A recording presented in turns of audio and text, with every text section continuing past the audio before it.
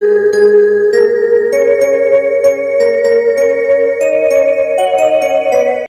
નાથ મુજને મતિ શુદ્ધ દેજો, હૈયે સદા સેવક ભાવ રહેજો. છો શબ્દો મારા પણ આપ આવીને કહેજો, રાજી થઈ અક્ષર ભાવ દેજો, રાજી થઈ અક્ષર ભાવ દેજો. શ્રી સ્વામિનારાયણ ભગવાનની જય. અક્ષર પુરુષોત્તમ મહારાજની જય. ગુણાતીતાનંદ સ્વામી મહારાજની જય. પ્રમુખ સ્વામી મહારાજની જય. પ્રગટ ગુરુ હરિ મહંત સ્વામી મહારાજની જય. સુરત અક્ષરધામ મહોત્સવની જય. દરેક દિવ્ય હરિભક્તોને જય સ્વામી નારાયણ.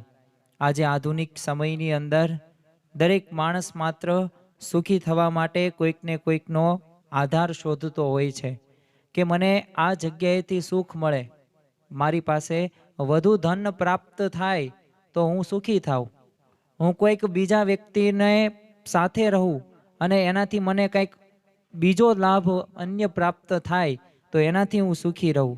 તો કોઈકને કોઈક વ્યક્તિ કોઈકને કોઈક આશરે જતો જોવા મળે છે.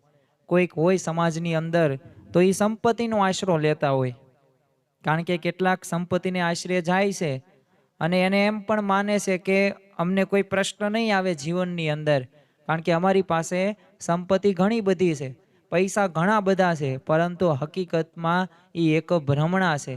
એ એક ભૂલ ભરેલી વાત છે, કારણ કે માઇકલ જેક્સન પોતે અમેરિકાનો નહીં પરંતુ વિશ્વનો વિશ્વવિખ્યાત પોપ સંગીતકાર. હવે આ માઇકલ જેક્સનને કોઈ એક કળા નહીં, પોતે ડાયરેક્ટર હતો, પોતે ફિલ્મ મેકર હતો, સાથે સાથે ડાન્સર પણ એટલો સારો, કોરિયોગ્રાફર, બિઝનેસમેન, અને દરેક કળાઓ એની અંદર ઠૂસી ઠૂસીને ભરેલી હતી. અરે એનો સંગીતકારનો એક કહેવાય ને કે એક સુવાનો આ માઇકલ જેક્સનનો પલંગ એ $95,000નો હતો, એટલે આશરે 50 લાખ રૂપિયાનો તો એ પલંગ ઉપર સૂતો હતો. આટલો બધો જેનો મોંઘો પલંગ હોય તો એનો તમે બંગલો કેટલો મોંઘો હશે, ગાડીઓ કેવી હશે. અરે તમારે એને 1 સેકન્ડની પણ જાહેરાત તમારે એની કરવી હોય તો ખાલી એને 1 કરોડ રૂપિયા આપવાના. પણ છતાં પણ એ છેલ્લી એની જીવનની એની સ્થિતિની અંદર તેઓ બોલે છે કે આખા વિશ્વમાં ના મારા જેવો કોઈ દુઃખી કોઈ નથી, મારા કરતાં બધા સુખી છે પણ હું જ દુઃખીમાં દુઃખી છું. તો જો સંપત્તિનો તમે આશરો લેતા હોય અને તમારી પાસે વધુ પૈસા હોય તો તમે એટલા વધુ સુખી, તો હકીકતમાં એવું નથી. કિંગ સોલોમન હોય કે સિકંદર હોય કે માઇકલ જેક્સન કે એલ્વિસ પ્રેસ્લી હોય, આ દરેક વ્યક્તિના જીવનની અંદર પૈસાઓ તો હતા, સંપત્તિ તો હતી, પરંતુ છતાં પણ તેઓ સુખી હતા નહીં. અમુકને એવું પણ લાગતું હશે કે અમને વિશ્વની સારામાં સારી ઉચ્ચ સત્તા મળી જાય, એટલે દરેક વ્યક્તિ આજે સત્તાની લાલસા જોવા મળે છે, કારણ કે કેવું લાગે છે કે અમે એને એ સત્તાને આશરે વહી જઈએ ને અને એ અમે પકડી લઈશું ને સત્તા, તો અમારા જીવનમાં કાંઈ પ્રશ્નો આવશે નહીં. તો જો મહાભારતની અંદર દુર્યોધન પાસે કેટલી વિશાળ સત્તા હતી, એ કૌરવોની અંદર એ કર્ણ કે ભીષ્મ પિતામહ કે દ્રોણાચાર્ય કે કૃપાચાર્ય કે કુલગુરુ એ દરેક દુર્યોધન નીચે આવતા હતા, અને જે દુર્યોધન જે આદેશ કરે એ પ્રમાણે પોતાનું એ જીવન બધાએ વ્યતીત કરતા હતા. પણ છતાં પણ છેલ્લે અંતે કેવો થયો દુર્યોધન? દુઃખી થયો. ઈસવીસન 964ની અંદર સ્પેનમાં અબ્દ રહેમાન નામનો એક રાજા થઈ ગયો. હવે એને પોતાના એક પુસ્તકની અંદર લખ્યું છે કે પૂરા 50 વર્ષ મેં રાજ્ય કર્યું, અને દરમિયાન પ્રજાએ મને બહુ અઢળક એવો પ્રેમ આપ્યો, રાજીપો મારા ઉપર વરસાવ્યો હતો, અને બધી જગ્યાએ મારી કીર્તિ જ હતી, મેં એટલી બધી સત્તા સારી ભોગવેલી હતી, અને બધા જે મિત્ર રાજ્યો હતા ને એ બધાએ મને આદર કર્યો હતો, અને આમ વિજય તો મારા હુકમની રાહ જોઈને બેસતા હતા. પણ દુનિયાની કોઈ પણ ચીજનો અભાવ એ મારા આનંદની આડે આવે નહીં આવ્યો. તો આવી સ્થિતિમાં મેં સાચા સુખના દિવસોની મેં જ્યારે ગણતરી કરીને ત્યારે એ માત્ર હતા 14 જ દિવસ એવા હતા કે સુખના હતા. વિચાર કરો કે જે રાજાએ 18,250 દિવસથી વધુ રાજ્ય કર્યું છે અને પોતે સત્તા ભોગવી છે, પણ છતાં પણ એને સુખના ખાલી 14 દિવસ જ મળ્યા છે. માટે સત્તાનો આશરો આપણે કરીએ ને તો પણ તેના જીવનની અંદર સુખ પ્રાપ્ત થતું નથી. અમુકને એવું લાગતું હશે કે સગાવાલાનો આપણે આશરો લઈએ, કારણ કે સાચા સ્વજનો આપણા મિત્રો છે. દુઃખની પરિસ્થિતિની અંદર આપણા મિત્રો આપણને ઉગારે છે, સગાવાલા ઉગારે છે. તો કેટલાક સગા સંબંધીની પણ હૂંફ લેવા માટે જાય છે, પરંતુ હકીકતમાં એને કાયમ સુખ ત્યાંથી પણ પ્રાપ્ત નથી થતું. રામાયણની અંદર જ તે જેના લીધે રામાયણ આખું સર્જન થયું, એ રાવણ હતો. એની માટે કેવું વિશાળ કુટુંબ એની પાસે હતું, છતાં પણ એ દુઃખી હતો. 1.25 લાખ નાતીલા હતા, છતાં પણ મર્યો ને ત્યારે દીવો કરનાર કોઈ વધ્યું નહીં. અરે સગર રાજાની પણ આપણને વાત ખ્યાલ જ છે કે ચક્રવર્તી પોતે સમ્રાટ હતો, પણ નિસંતાન હોવાથી એને કઠણ એવું તપ કર્યું અને 100 વર્ષના અંતે એ ભૃગુ ઋષિના આશીર્વાદથી એ પત્ની સુમતિ થકી 1-2 સંતાનો નહીં પણ 60,000 પુત્રોનો જન્મ થયો. અને ત્યારે આ ચક્રવર્તી સમ્રાટ હતો, પોતે સગર રાજા, એટલે એને આ આનંદમાં અશ્વમેઘ યજ્ઞ કરાવ્યો. હવે પણ આ યજ્ઞની અંદર ઘોડાને ઇન્દ્રે કપટ કરીને કપિલ મુનિના આશ્રમની અંદર સંતાડી દીધા, કારણ કે અશ્વમેઘ યજ્ઞની અંદર એમને વિઘ્ન પાડવું હતું. એટલે 60,000 સગરના જે 60,000 પુત્રો હતા એ ઘોડાને શોધતા શોધતા એ કપિલ મુનિના આશ્રમની અંદર જોવે છે, તો ઘોડાઓ જોવા મળે છે. એટલે સગનના પુત્રોએ તો મુનિને ચોર સમજીને તિરસ્કાર કર્યો અને મારવા દોડે છે, પણ મુનિના તેજથી બધા ભસ્મ થઈ ગયા અને 60,000 પુત્રોનું આ રીતે મૃત્યુ થયાના સમાચાર સાંભળીને રાજાને દુઃખ થયું. તો આમ આપણને એમ લાગે છે કે સગા વાલા રહ્યા ને તો એના લીધે એનો આશરો આપણે લઈશું ને તો આપણે સુખી થશું. નિષ્કાન સ્વામી લખે છે ને કે ક્યાં ગયું કુળ રાવણ તણું, સગર સૂત 60,000જી, ન રહ્યું નાણું રાજા નંદનું, સર્પે સુપન વ્યવહારજી. એ રાવણનું પણ કુળ ન રહ્યું અને સગર રાજાને 60,000 પુત્રો હતા ને તો એ પણ ન રહ્યું, અને નંદ રાજાનું ગમે એટલું એને ધન આખા પૃથ્વીનું ભેગું કર્યું એ પણ ન રહ્યું. એમ જો અંતકાળે કે જીવન દરમિયાન પણ આશરા કાંઈ કામમાં નથી આવતા. એ તો છે ને વાદળની છાયડી જેવા છે. જેમ વાદળ કાયમ આપણને એ શાંતા ન આપી શકે, આવા સમયે ગુણાતીતાનંદ સ્વામી આપણને એક એવો આશરો ચિંધી બતાવ્યો છે. અને આ સત્પુરુષ ગુણાતીત ગુરુ પરંપરા આપણને આશરા તરફ આપણને દ્રષ્ટિકોણ આપણે કેળવીએ ને એ માટે તેઓ જણાવે છે. અને એક દિવસ નહીં, 2 દિવસ નહીં, પણ જીવન પર્યંત સુધી આપણે તો અહીંયા પરલોકની અંદર પણ સુખી થઈ શકીએ, અને અત્યારે છતાં દેહે પણ એ સુખ, શાંતિ અને શાંતા આપે છે. અને એ આશરો એટલે કયો આશરો? તો એ આશરો એટલે ભગવાનનો આશરો. કારણ કે ગુણાતીતાનંદ સ્વામીએ પણ પોતાની ગુણાતીતાનંદ સ્વામીની વાતોની અંદર તમે પુસ્તકોની અંદર જુઓ, પહેલા પ્રકરણની 172મી વાતમાં કહ્યું કે તપે કરીને બળી જાય તો પણ જો ભગવાનનો આશરો ન હોય તો ભગવાન તેડવા ન આવે.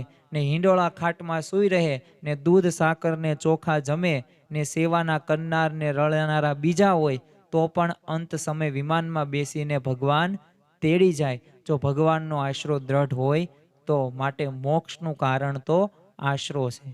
જો ગુણાતીતાનંદ સ્વામી આ વાતની અંદર આપણને સમજાવે છે કે આપણે ગમે તેટલું તપ કરીએ, ગમે એટલું જપ કરીએ, પ્રદક્ષિણા કરીએ, પરંતુ જો આપણને ભગવાનનો જ આશરો ન હોય તો હકીકતની અંદર આપણને એ ભગવાન એ મોક્ષ નથી આપતા.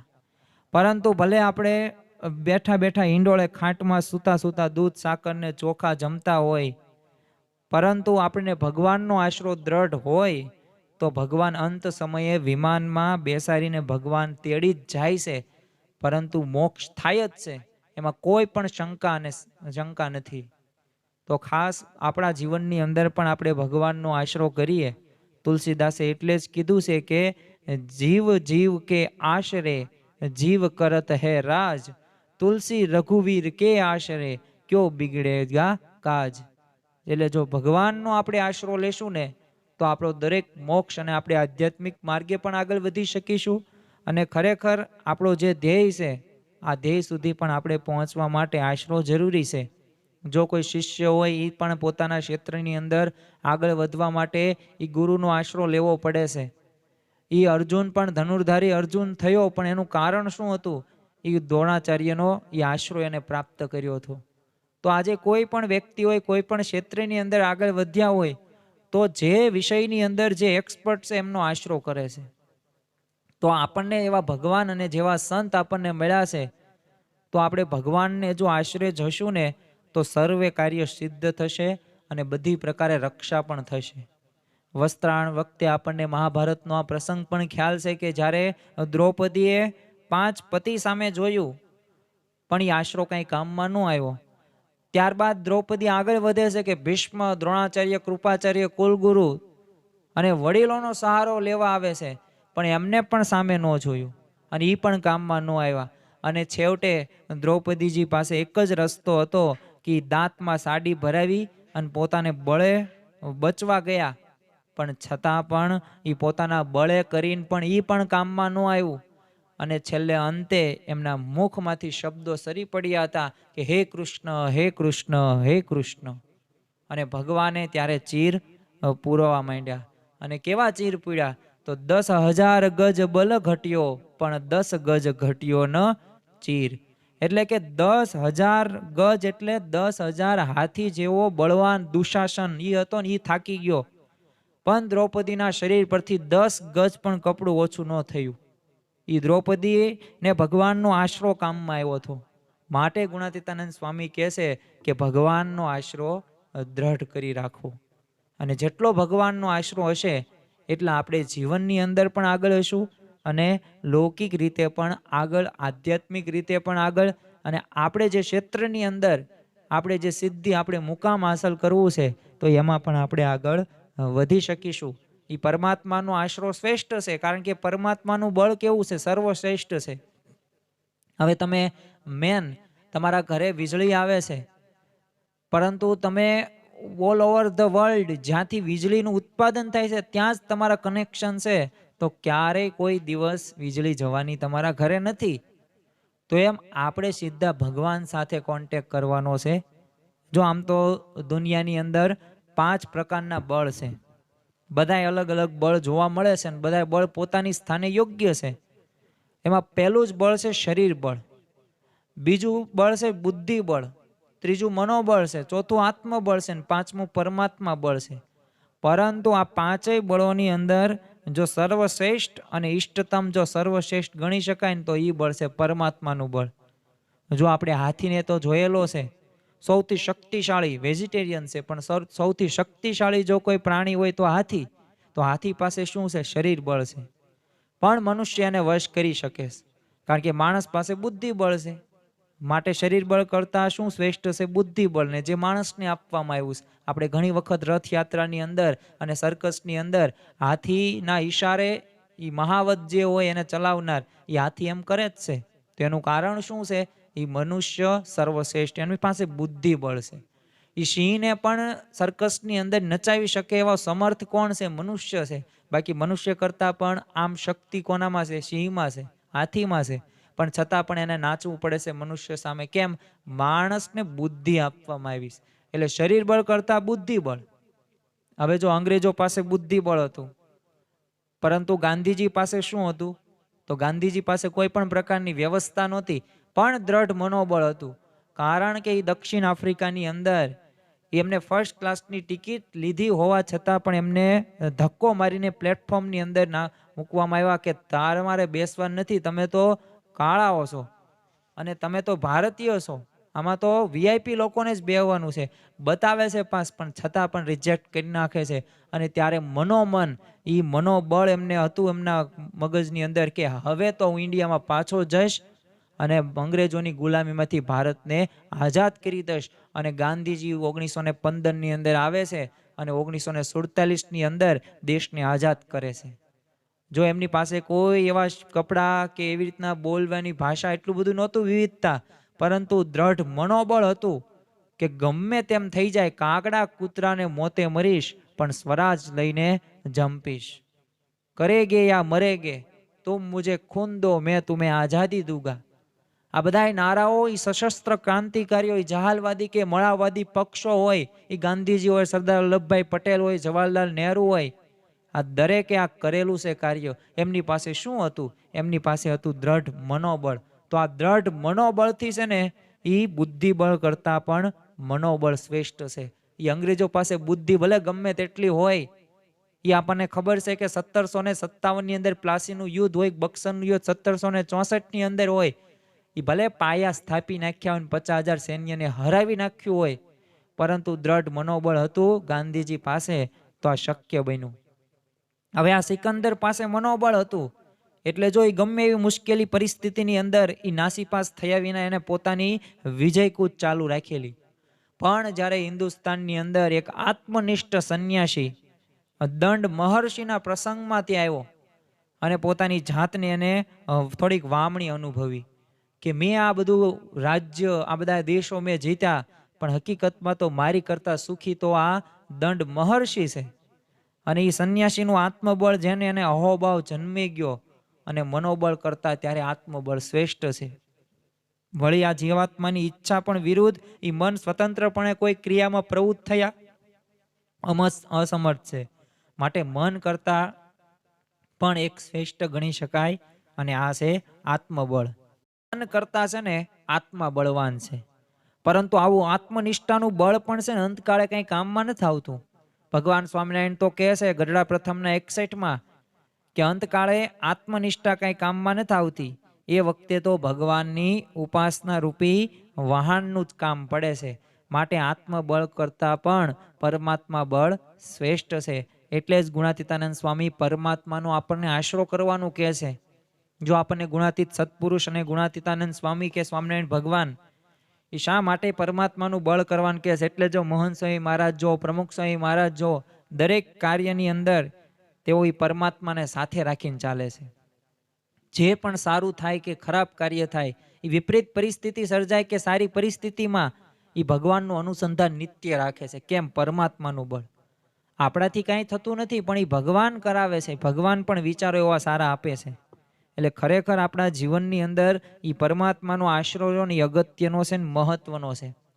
હવે આપણને પ્રશ્ન થાય કે આ તો બરોબર છે કે આ 5 બળોની અંદર પરમાત્માનું બળ વધુ છે અને સંપત્તિનો અને સગાવાલાનો સત્તાનો આપણે આશરો કરીએ તો અંતે તો એમાં દુઃખી થવાય છે. તો પછી આશરો આપણે કરવો કોનો? તો આપણે સર્વોપરી ભગવાનનો આશરો કરવાનો છે. એક બકરીએ આમ જંગલમાં છે ને સર્વશ્રેષ્ઠ સિંહ હતો ને એનો આશરો કર્યો ને એની ભાઈબંધી કરી અને એની રક્ષા થઈ. હવે એને ઈ જ બકરીએ જો શિયાળનો આશરો કર્યો હોત તો એને વાઘ ફાડી નાખેત. જો વાઘનો આશરો કર્યો હોત તો સિંહ ફાડી નાખેત. પણ સર્વોપરીનો આશરો કર્યો તો આ બકરીની જીવ બચી ગયો. માટે આપણે સર્વોપરી ભગવાનનો આશરો કરવાનો છે. કારણ કે ઓલ ઇન વન આપણને જે ભગવાનની પ્રાપ્તિ થઈ છે, આપણને જે સત્પુરુષ મળ્યા છે, જો એમનો આપણે મન કર્મ વચને જો આપણે આશરો કરીશું ને તો આપણે દરેક પ્રકારના પ્રશ્નો પરિસ્થિતિમાંથી આપણે ઉગરી શકીશું. સરપંચ અને કલેક્ટરમાંથી આપણે કલેક્ટરનો આશરો કરાય, કારણ કે એ કલેક્ટરના હાથ નીચે છે ને કેટલાય સરપંચ આવી જાય, બધાય ગામોની અંદર સરપંચ આવી જાય. કારણ કે કલેક્ટર એટલે કે જિલ્લાનો રાજા. હવે જિલ્લાની અંદર તો કેટલા તાલુકા હોય ને કેટલા ગામડા હોય, તો આપણે સરપંચનો આશરો ન કરાય પણ કલેક્ટરનો કરાય. હવે કલેક્ટરને મુખ્ય પ્રધાનમાંથી આપણને કે આમાંથી તમે કોનો આશરો કરો, તો કલેક્ટરનો આશરો ન કરાય, કારણ કે એ તો એક જિલ્લાનો જ છે. પણ મુખ્ય પ્રધાનનો આપણે આશરો કરાય, કારણ કે મુખ્ય પ્રધાન હાથ નીચે કેટલાય કલેક્ટર આવી જાય. હવે તમને એવો બીજો પણ વિકલ્પ કે મુખ્ય પ્રધાનને વડાપ્રધાનમાંથી તમે કોનો આશરો કરો, તો મુખ્ય પ્રધાનનો ત્યારે આશરો ન કરાય, વડાપ્રધાનનો આશરો કરાય. કારણ કે વડાપ્રધાન હાથ નીચે કેટલાય મુખ્ય પ્રધાન આવી જાય.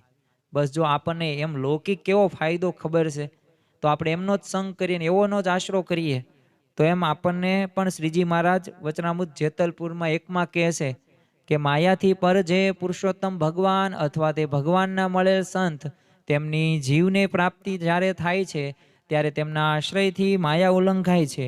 એટલે કે સર્વોપરી એવા સ્વામિનારાયણ ભગવાન અને પ્રગટ ગુણાતીત સત્પુરુષનો આશરો કરવો જોઈએ. તો જો આપણે 5 અનાદિ જે તત્વો છે, જીવ, ઈશ્વર, માયા, બ્રહ્મ અને પરબ્રહ્મ, કારણ કે જીવ રહ્યો ને એ અનંત કાળો સુધી એ માયાથી અટવાય છે, એ આગળ વધવા જ નથી દેતું. એવું આવરણ છે માયાનું કે જે ભગવાન ભજવા નથી દેતું. તો આ માયાથી પર આપણને કોણ લઈ જશે? એવા સત્પુરુષ, એટલે એવા ભગવાન, એ આપણને માયાથી પર લઈ જશે, કારણ કે એમને માયા ઉપર વિજય પ્રાપ્ત કરેલો છે. તો આપણે એવાનો આશરો કરવાનો છે. હવે આશરા કરવાની પણ રીત હોય છે. કેવી રીતે આપણે આશરો કરવાનો છે? તો જ્યારે પણ ઈષ્ટદેવ અને ગુરુહરિનો આપણે મહિમા સમજીને જોડાણ થાય.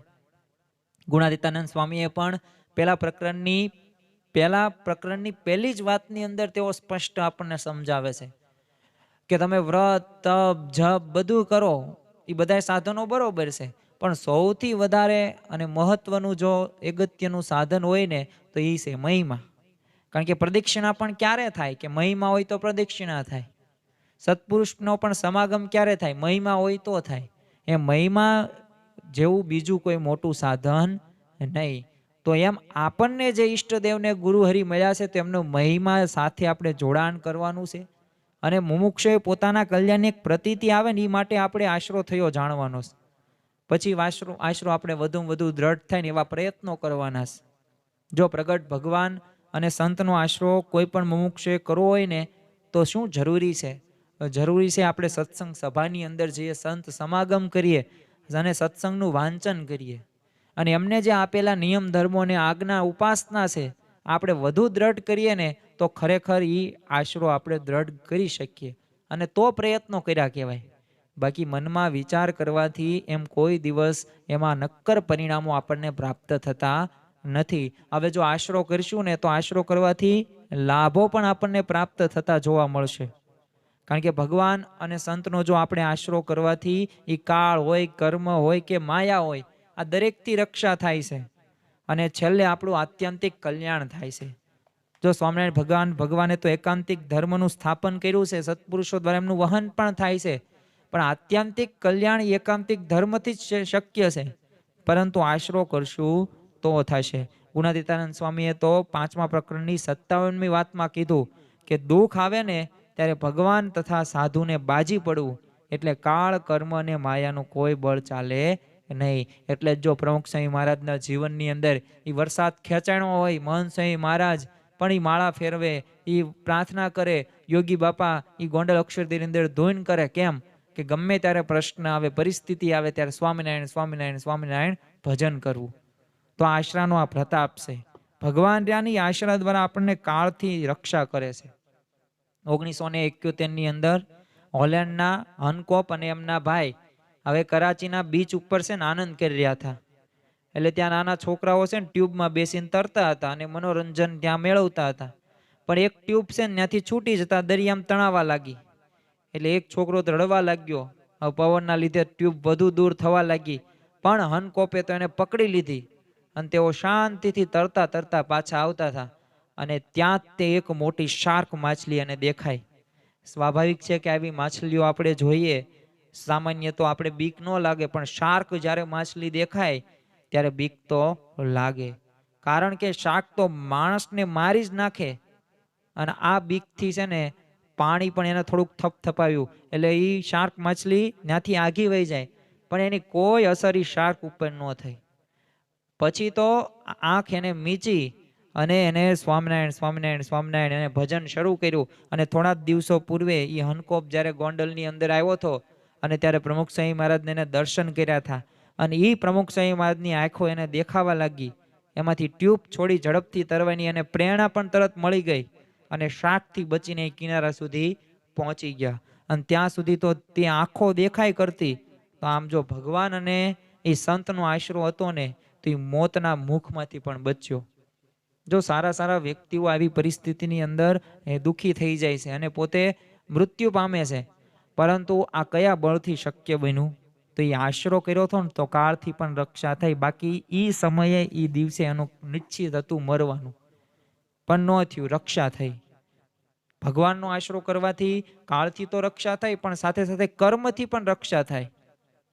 કારણ કે મુમુક્ષુ જે દિવસે ભગવાન અને સંતનો આશરો ગ્રહણ કરે ને એ દિવસે એના પૂર્વના કરેલા સર્વે સારા નરસા કર્મો હોય ને બધાનો નાશ થઈ જાય. એટલે જ શ્રીજી મહારાજે પણ કહ્યું છે કે રાતનું અંધારું સૂર્ય વિના ટળે નહીં, સાચા ગુરુ એ સૂર્ય તુલ્ય છે. એવા ગુરુ મળે ને ત્યારે અનંત જન્મના પાપ ટળે. એટલે એમનો આશરો થાય ને એટલે તમારા ગમે તેવા પ્રારબ્ધ ન હોય, પૂર્વના સંસ્કારો ન હોય, આ દરેકનો નાશ થાય છે. બોચાસણમાં હીરામુખી બધા દોષોથી આમ ભરપૂર હતા અને નીતિ ન્યાયને કોરે મૂકીને ખોટા કામ પણ કરતા, છતાં પણ પોલીસ એમનું નામ લઈ નહોતી શકતી. આટલા બધા ખૂનખાર હતા. પણ શાસ્ત્રીજી મહારાજના યોગમાં જ્યારે આ હીરામુખી આવ્યા અને દ્રષ્ટિ એક થઈ ગઈ અને એનું અંતકરણ હતું ને પવિત્ર પણ થઈ ગયું અને શાંત પણ થઈ ગયું. અને જે શાસ્ત્રીજી મહારાજે આ પાપના પર્વતને છે ને એ સત્સંગી થવા કીધું. હીરામુખીએ તૈયારી તો બતાવી, એટલે શાસ્ત્રીજી મહારાજે વર્તમાન ધરાવ્યા ને કીધું કે આજ સુધીના તમામ સર્વે પાપ છે ને માફ, હવે નવા તમે કરશો નહીં. એટલે ત્યારે આ વાત સાંભળીને આ હીરામુખીને આશ્ચર્ય થાય છે કે મેં પોતાના એક દિવસમાં પણ પાપ જો કોઈ પોતાના માથે વહોરી લે ને તો એ સાંજ પડતા તો એ ફાટી પડે. એટલા બધા મેં છે ને પાપો કરેલા છે મારા જીવનકાળ દરમિયાન. અને જ્યારે આ શાસ્ત્રીજીમાં જે સમગ્ર જીવનના પાપ માથે લઈને ધોઈ નાખ્યા, તો જો આ સત્પુરુષનો જો આશરો એમને કર્યો તો ભૂંડા કર્મથી પણ એમને રક્ષા કરી. ભગવાનના આશરાથી કાળથી રક્ષા થાય, કર્મથી રક્ષા થઈ, સાથે સાથે માયાથી પણ રક્ષા થાય છે. કારણ કે દુનિયામાં આજે અગણિત લોકો રહ્યા ને એ કામ, ક્રોધ, લોભ, મોહ, મત્સ, માયા, તૃષ્ણા, અહંકાર આવા સ્વભાવોથી છે ને એવી માયાથી પીડાય છે. જો રાવણ પાસે કનક, કીર્તિ અને કામિની એની કઈ અછત નહોતી, એની પાસે ધન પણ એટલું બધું હતું, એમની પાસે સ્ત્રીઓ પણ હતી, ઘણી બધી હતી, એની પાસે કીર્તિ પણ હતી, પણ છતાં એ કામ દોષના લીધે સીતાજીનું અપહરણ કર્યું અને એનું પણ પતન થયું, સાથે એના ભાઈ કુંભકર્ણનું પણ પતન થયું અને એના છોકરાનું પણ પતન થયું અને છેલ્લે લંકાનો પણ વિનાશ કર્યો. તો આ ભગવાન અને સંતનો જો આશરો કરવાથી છે ને સ્વભાવરૂપી જે માયાથી આપણને સહેજે સહેજે વિજય પ્રાપ્ત થઈ જાય છે. વાક્યનાથ તે રાજબાઈને શ્રીજી મહારાજનો દ્રઢ આશરો હતો, તો આ દેહે અષ્ટાંગ બ્રહ્મચાર્ય પાળવાને એમને દ્રઢ નિર્ણય કરેલો. તો એકવાર સાસરીથી ચૂંદડી અને નાળિયેર આવ્યા એટલે ત્યારે એમના સંકલ્પ માત્રે ચૂંદડી તો બળવા લાગી અને લગ્નના દિવસે તો રાત્રે એમના પતિને રાજબાઈના સ્થાને સિંહ દેખાયો. એથી રાજબાઈના સાસુએ તેમને ગઢડે શ્રીજી મહારાજ પાસે જવાની રજા આપી અને કીધું કે તમે ત્યાં જાઓ. તો આજે પણ આપણે સંપ્રદાયના આપણને અનેક સંતો ભક્તો એ સત્પુરુષના પ્રતાપે રહ્યા ને એ સ્વભાવથી પરાજિત થયા વિના એ સત્સંગ કરી રહ્યા છે. તો જો ભગવાનનો આશરો કરશું, પરમાત્માનું બળ શ્રેષ્ઠ છે, અધિક છે, તો આ શક્ય છે. બીજું, આપણે ભગવાનનો આશરો કરીશું ને તો એનું આપણું આત્યંતિક કલ્યાણ પણ નિશ્ચિત થશે. કારણ કે શ્રીજી મહારાજે પણ વચરામૃત ગઢડા મધ્યના 66મા વચરામૃતમાં તેઓ કહે છે કે કલ્યાણ તો ભગવાનના આશ્રય કરીને જ છે. તો દરેકને કલ્યાણ પ્રાપ્ત કરવું છે. તો કલ્યાણ ક્યાં છે? તો કલ્યાણ આપણે આશરો કરશું ત્યારે થશે. તારીખ 21/6/2017 રોજ મહંત સ્વામી મહારાજ એટલાન્ટા જવા માટે લંડન એરપોર્ટ પર પધારે છે, પણ ત્યાં થોડી રાહ જોવી પડી. એટલે એક સંતે કીધું કે આપણે ખાલી અમેરિકા જવાનું છે, એમાં આટલું બધું ચેકિંગ થાય છે, તો અક્ષરધામમાં જવાનું કેટલું ચેકિંગ થાય? આવો સાહજિક પ્રશ્ન પૂછો અને ત્યારે સ્વામીશ્રી અક્ષરધામમાં જવાનો સરળ માર્ગ બતાવતા કીધો કે આશરો. હવે બીજા સંત કહે તો આપ ભારતમાં નેરો બી ગાતરિયા પર એક કીડીને લઈને ગયા હતા એમને. એટલે સ્વામીશ્રી કીધું કે હા, આશરો હોય ને તો વગર દાખલે અક્ષરધામ. તો જો આવી રીતે આપણે દાખલો ન કરવો હોય ને તો એક ખાલી આશરો રાખીએ ભગવાનનો, તો આમાં પણ એક મહત્તા છે. પણ સાથે સાથે આ બધા સ્વભાવો માયાથી આ બધું પર થવાનું છે.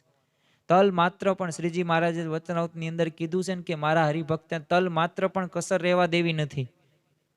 એટલે કસર ટાળવા માટે આપણે પ્રયત્ન તો કરવાના જ છે. એમનામ આશરો થઈ ગયો ને પછી એમનામ કાંઈ કરવી નહીં તો હકીકતમાં એ આપણે ગણ્યાશું નહીં. તો હવે આપણે સાચા એક આશ્રિત ભક્તનું લક્ષણ શું? કારણ કે આપણે પણ જાણવું પડે ને કે આપણે સાચા હરિભક્ત એવા આશરાવાળા શિવી કે નથી.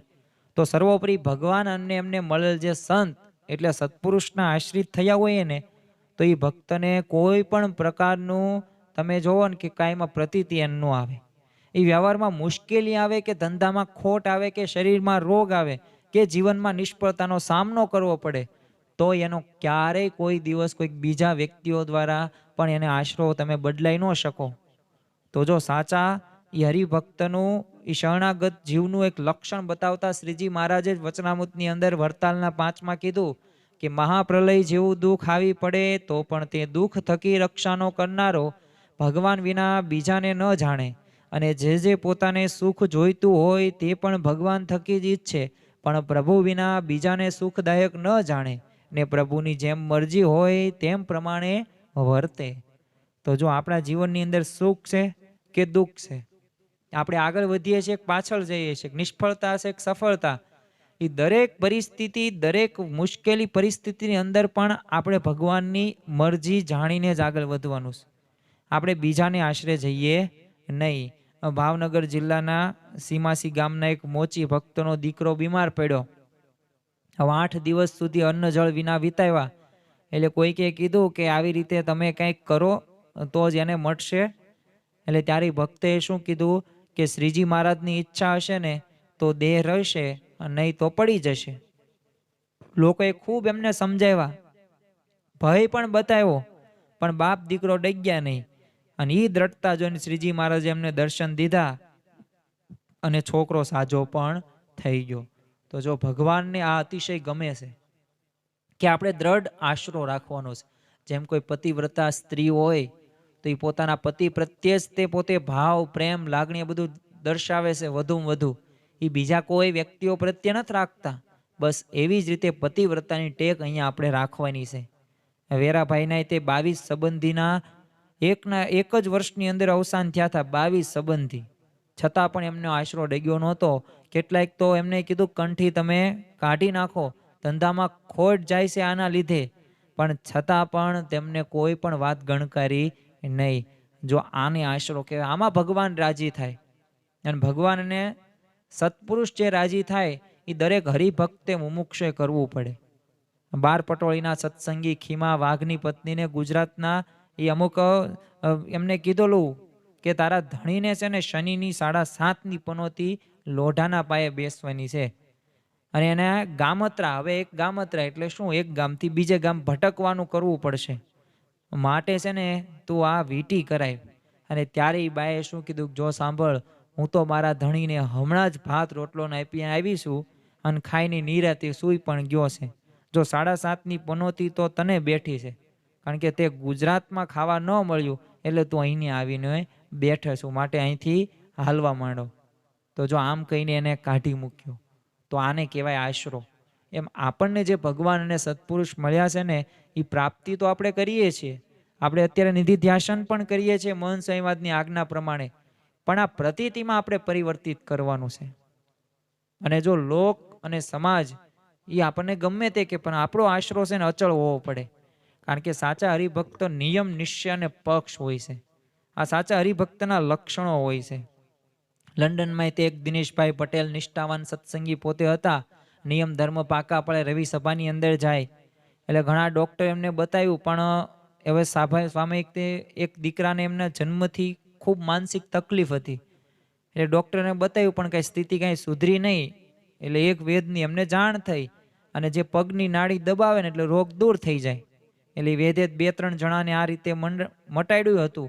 એટલે દિનેશભાઈએ તેનો સંપર્ક કર્યો, પણ એ વેદે શું કીધું, તમારા દીકરાને રોગ મટાડવું તો ખરું, પણ અમુક છે ને જેવી રીતના છે ને તમારે શુક્રવાર કરવા પડશે. અને દિનેશભાઈએ કીધું કે હું તો સ્વામિનારાયણનો સત્સંગી છું, માટે એમના કહેલા એ એકાદશીના ઉપવાસ કરું છું, એટલે હું એવી રીતે કાંઈ બીજું કાંઈ કરતો નથી. એટલે ના પાડી દીધી. એટલે દિનેશભાઈ બીજું પણ ઉમેર્યું કે ભલે મારા દીકરાને સારું થવાનું હોય તો થાય, અને ન થવાનું હોય તો જેવી ભગવાનની ઈચ્છા. અને દિનેશભાઈએ 40 વર્ષે દીકરાની સેવા કરી, પણ એમનો આશરો ડગ્યો નહીં. તો જો આમ જો ભગવાન અને સંતનો આશરો દ્રઢ હોય, ખરેખર એ 5 પ્રકારના બળની અંદર પરમાત્માનું બળ એટલે જ વિશેષ છે. કારણ કે મનોબળ કે આત્મબળ કે બુદ્ધિબળ કે શરીર બળ ગમે તેટલું હોય, પરંતુ જો પરમાત્માનું બળ ન હોય તો ગમે તેવી પરિસ્થિતિ અંદર આપણે ડગી જઈએ છીએ. તો આપણને જે ભગવાન મળ્યા છે, તો આપણે ગુરુહરિનો એવો આશરો કરવાનો છે, અને એવી ભગવાન અને સંતની પ્રાપ્તિ આપણને થઈ છે. તો એમાંથી પણ આપણે આવા પ્રસંગોમાંથી પ્રેરણા લેવાની છે, અને આપણો આશરો વધુમાં વધુ દ્રઢ થાય ને એવા આપણે પ્રયત્નો કરવાના છે. તો આજના દિવસે મહારાજ સ્વામીના ચરણોમાં પ્રાર્થના કરીએ કે અમારી આ સત્સંગ સભાની અંદર ખાસ કરીને અમારા જીવનની અંદર આશરાની મહત્તતા મહત્વ વધે, મહિમા વધે, જેથી વધુમાં વધુ વિશેષ અમે ભગવાનને સંતમાં જોડાઈ શકીએ. એ જ આજના દિવસે પ્રાર્થના. શ્રી સ્વામિનારાયણ ભગવાનની જય.